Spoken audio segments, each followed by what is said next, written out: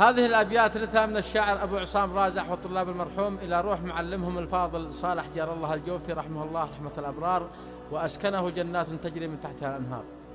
راحوا خيار القوم واصحاب الجمايل، أمثال صالح كان صام المعارف حلاوة تمثل.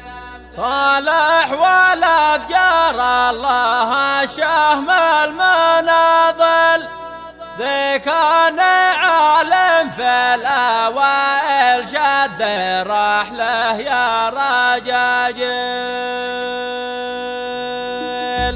راحوا خير القوم واصحاب الجمايل، أمثال صالح كان صام المعارف حله وتمثل. صالح ولد جار الله الشهم المناضل، ذي كان عالم في الأوائل شد رحله يا رجاجيل.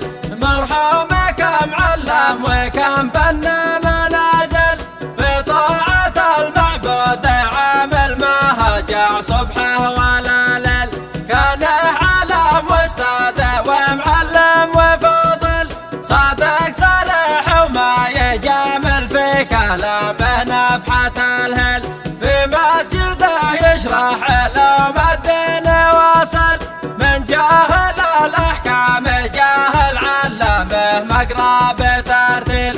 ومن المواعظ يسمعه موضوع شامل، واحكامه يلقيها بزامل شرح للمعنى وتفصيل.